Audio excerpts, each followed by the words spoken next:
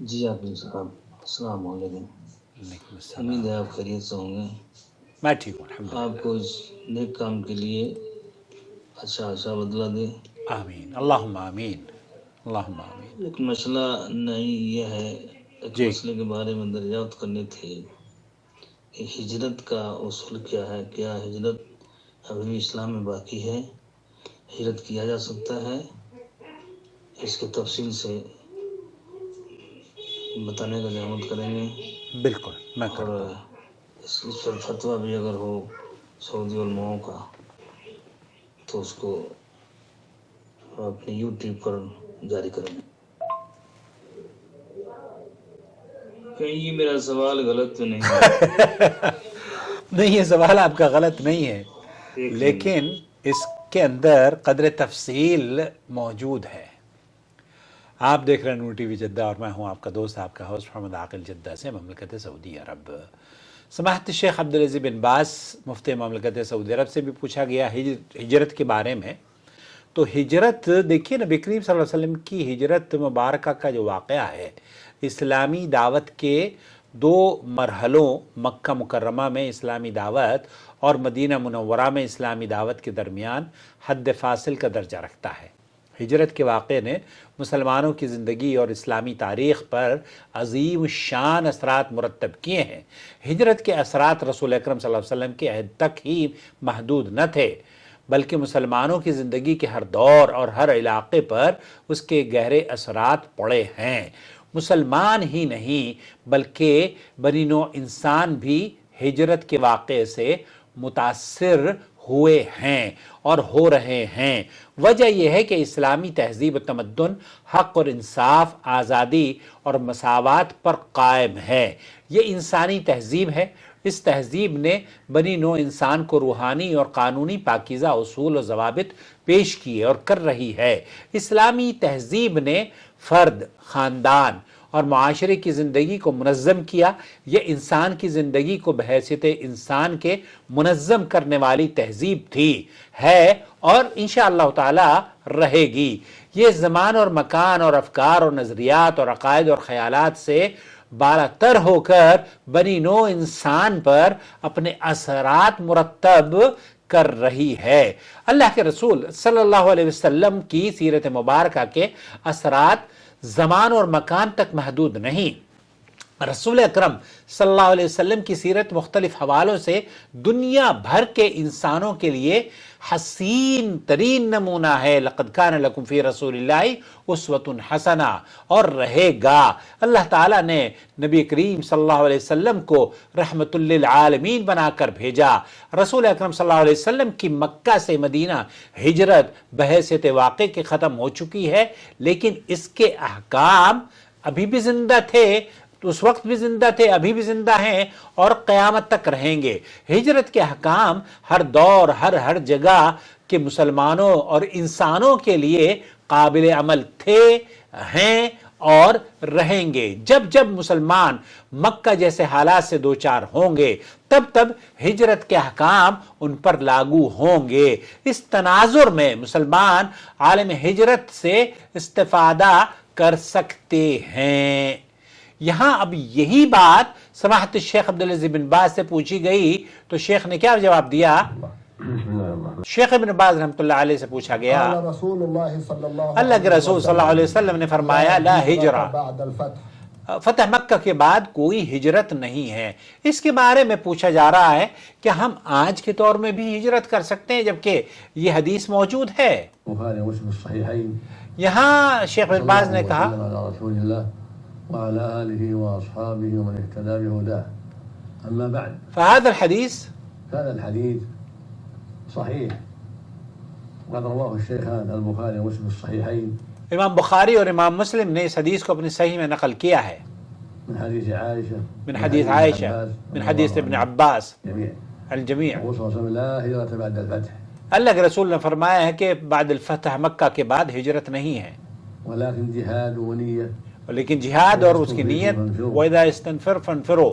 پھر یہ حدیث میں بالکل اس کی تو آپ نے جو شک اور شبہ کا اظہار کیا ہے نا وہ اس حدیث کے متن کو لے کر ہی سائلہ نے شیخ عبدالعزیز بن باز سے بھی سوال کیا، کیونکہ اللہ کے رسول نے فرمایا لا ہجر بعد الفتح، ومعناه عند أهل العلم لا هجرة من مكة بعدما فتحها الله. یہاں جو اہل علم نے اس حدیث سے اخذ کیا ہے وہ یہ کہ مکہ سے مدینے کی ہجرت وہ ہجرت اب نہیں ہے. على نبيه عليه الصلاة والسلام.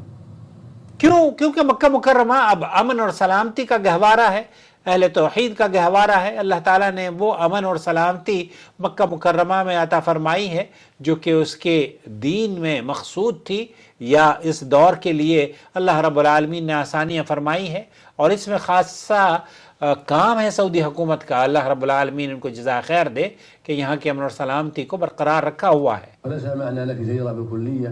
اس کا معنی یہ نہیں ہے کہ آپ ہجرت نہیں کر سکتے، لا.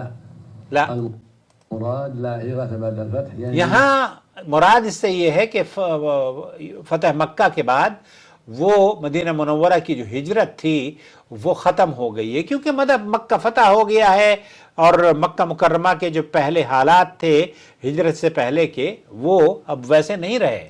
مكة إلى المدينة لأن الله سبحانه جعلها دار إسلام بعد فتحها. یہاں اب اللہ تعالیٰ نے اس کو نصرت عطا فرمائی، مسلمانوں کو کامیابی دی، مسلمانوں کو برتری دی، فوقیت دی، اور مکہ کا ہر دروازہ فتح کر دیا. اللہ کے رسول صلی اللہ علیہ وسلم اور صحابہ نے ہر دروازہ امن اور سلامتی سے کھول دیا.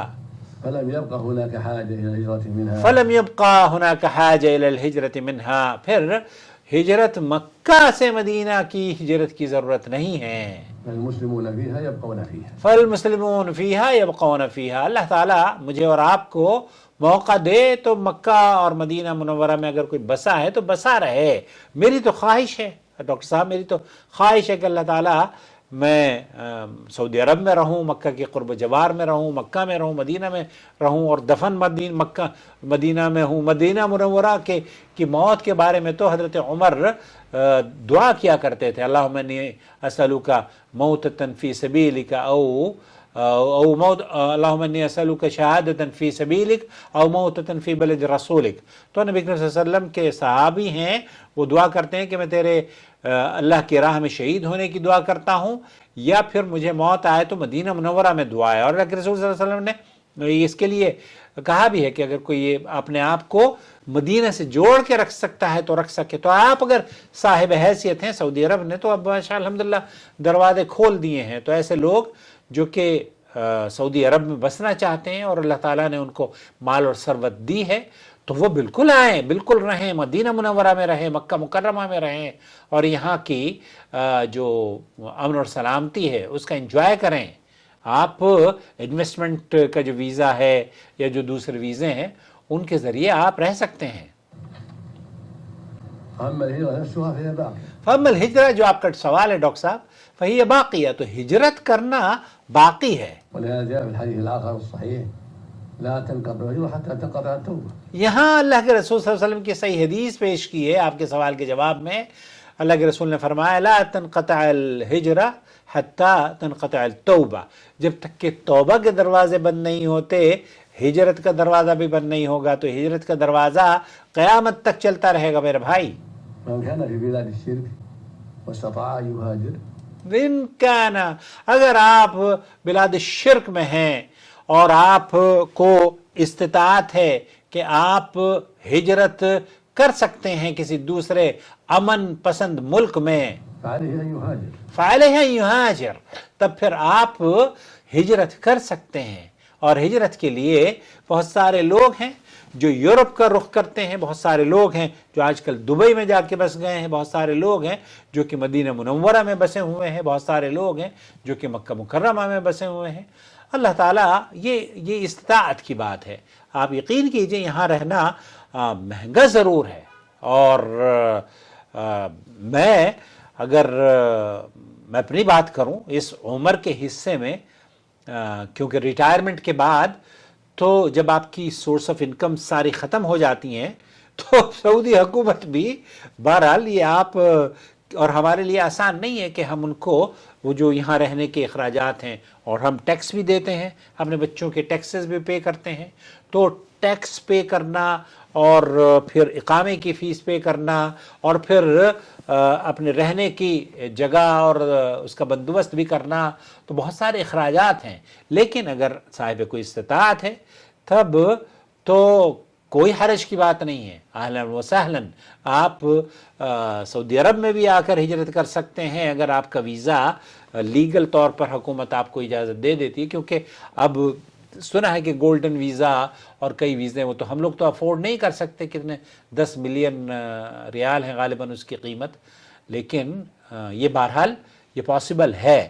تو خلاصہ کلام یہ ہوا کہ ہجرت کے اوپر پابندی نہیں ہے.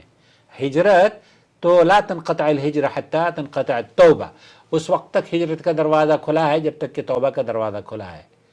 اہلا وسہلا دکتور، آپ اگر چاہتے ہیں کہ ہجرت کریں کہیں ایسے ملک سے جہاں پر امن اور سلامتی نہ ہو تو کوئی حرج نہیں ہے. اللہ تعالیٰ آپ کے لیے امن اور سلامتی.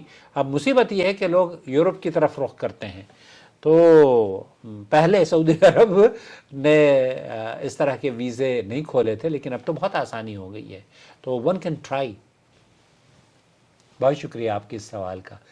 میری دعا ہے کہ اللہ تعالیٰ آپ کے لیے آسانیاں فرمائے اور ہمارے لیے بھی آسانی فرمائے کہ ہم اس ملک میں رہ سکیں اور یہیں اللہ رب العالمین ہمیں موت بھی آئے موحدین کی روئے زمین پر ان لوگوں کو ہمارے نماز جنازہ میں شریک فرمائے جو کہ اہل توحید ہوں. آمین یا رب العالمین. شهر رمضان الذي أنزل فيه القرآن